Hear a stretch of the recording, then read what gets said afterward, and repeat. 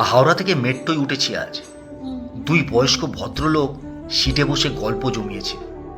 কথা শুনে যা বুঝলাম, দুই বন্ধু, দুজনের বয়স 60 দেখে কেউ বলবে না বয়স 60 পেরিয়েছে। রিটায়ার করার পর দিন কিভাবে কাটছে সেই নিয়ে আলোচনা করছেন। খুব ভালো লাগছিল দুই বয়স্ক ভদ্রলোকের কথাবার্তা শুনে। এই দুজন ভদ্রলোকের মধ্যে একজনের নাম মনোজ।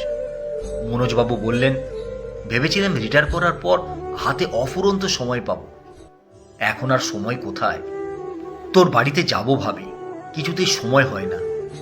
সকালে মর্নিং ওয়াক, নিচে হাতে বাজার করা, ছাদে বাগান করা আছে, তার পরিচর্যা করা, তারপর খাওয়া দাওয়া সেরে বেরিয়ে যায়। সন্ধে 6:30টার মধ্যে বাড়িতে ঢুকি। ছেলে একটু রাগ করে, বলে কি দরকার ওসব করার। তবে তোর বৌদি বলে, ঘরে বসে থাকার চেয়ে বাইরে বেরোনো ভালো। বয়স বাড়ছে 12, মনের বয়স তো আর বাড়ছে না।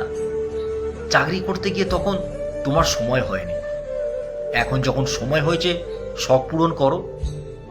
মনোজবাবুর এমন কথায় বন্ধু বললেন, ছেলে তো ঠিকই বলে, তুই ওই র্যাপিডো বাইক চালানো বন্ধ করতো। জিপ কেটে মনোজবাবু বলেন, কি বলিস, একদম না। ও রয়্যাল এনফিল্ডের শখ সেই কবে থেকে। রিটায়ার করার পর কিনেছি, গাড়িটা চালাবো বলেই তো। কিন্তু গাড়ি চালিয়ে কোথায় আর যাব, তার চেয়ে এটা কি ভালো নয়? প্রতিদিন বাইরে ঘোরাঘুরিও হলো, কাজকর্মও হলো। পুরো কলকাতা শহর বাইকে ঘুরছি, সিগন্যালে দাঁড়াচ্ছি, নতুন নতুন লোকের সাথে পরিচয় হচ্ছে। আমি কিন্তু টাকার জন্য এসব করি না, তুই তো জানিস, এটা আমার শখ। তা ঠিক, শখের দাম লাখ টাকা।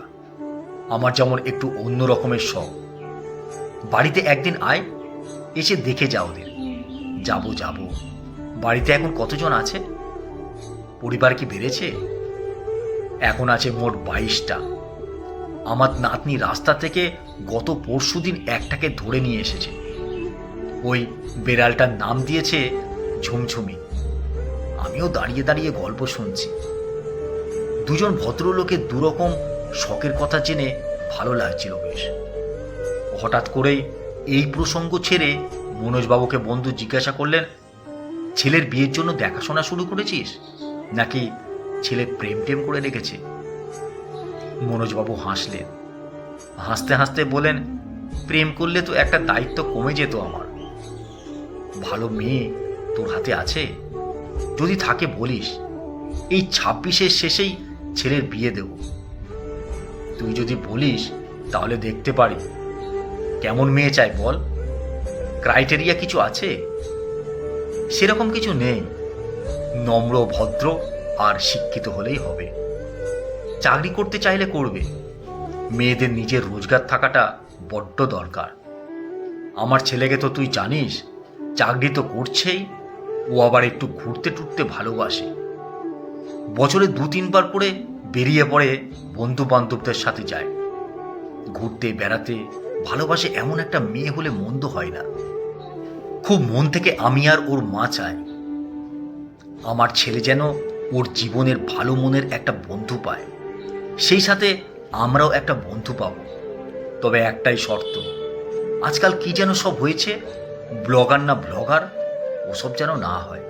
ছেলের বিয়ে দিলাম, তারপর দেখলাম বৌমা ব্লগার, ওই hello guys, good morning guys বলে মোবাইলের ক্যামেরা অন করে ঘরের ভিতরকার ঘটনা, ব্যক্তিগত কথা থেকে শুরু করে বেডরুম পর্যন্ত ক্যামেরা ধরা, পার্সোনাল বলে কিছু না থাকা, আর এই সব করে ইনকাম করা।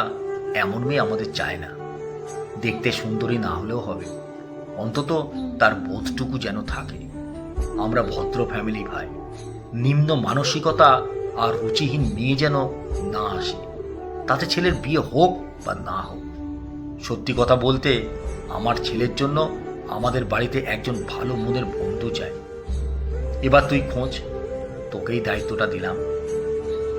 আরও কিছুটা সময় যেতে পারলে হয়তো ভালো হতো। আমার গন্তব্যে আমাকে নেমে যেতে হলো। মনে মনে ভাবছিলাম, এমন একটা পরিবারে সত্যি একজন ভালো মনের বন্ধুই তো দরকার, তাই না? কলমে সরজিৎ ঘোষ।